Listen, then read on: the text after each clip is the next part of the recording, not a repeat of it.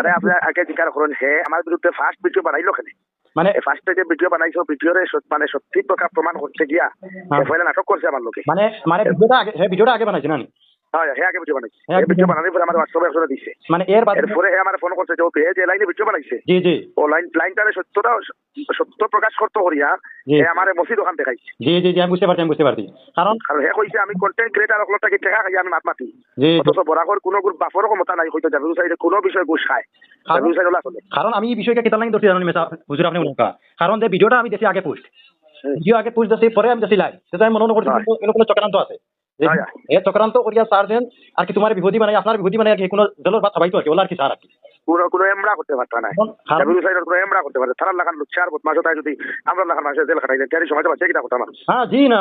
আপনি এবারে ঠিক বুঝুন কারণ দেখো যারা যে চক্রান্ত আমি কলটা কিনে হইছি আর কি মানে একবারে ডাইরেক্ট চক্রান্ত দেন তারা কি আর ফাঁসাইবার মূল গুড়ি হয়েছে কেউ সোহানি আর সোহানি ওদের বাপ ও কিন্তু চক্রান্ত করিয়া তারা কি জোর হয়ে যায় এখন বর্তমানে আর কি বলা হয়েছে আর কি আপনার মনে জেল খাটিবা বলে আর কি করে রে মানে পুরা জেল খাটাইছিল তুই কহে আমার জি আমি আর কয়েকজনের মানুষ আমি কয়েকদিন থেকে আমরা ভিডিও বানিয়ে খালি সোহানি কথা বিরতি বানিয়ে দিয়া কারণ তারা যে করটা জগৎটা এটা বহুত দালালি করটা এলে আমরা তারা বন্যায় দিকার করতে হে জেল খাটাইছিল না আর হুশ টাকা তাই হে কিটা জেল খাটাইছে ওতে মালাউন কারণ না তার কিও ঠিক আছে আর তার কিও ঠিক আছে আর দেখুন আমি লাইভটুকু দেখে আমি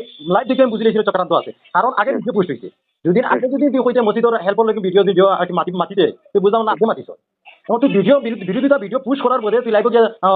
হোয়াটসঅ্যাপ না কল গিয়া করে দেন আমার মসজিদের হেল্প করবানি কিন্তু চক্রান্ত না নি এগুলো আর কি কোন ধরা না রে ভাইটা কিতা মাতো আল্লাহ আপনি এই পর্যন্ত বুকুর দম দিছে জি একলা চলে গাই লিয়া ধরাইতাম কি করে আবার এই জমিন আল্লাহ তারা বিলকুল না তারা আল্লাহ বদমাশ আর লুচ্চা কথা যদি ধরাইতা আর এই জমিদার ইমান দিকে বাঁচিয়ে রাখা জি জি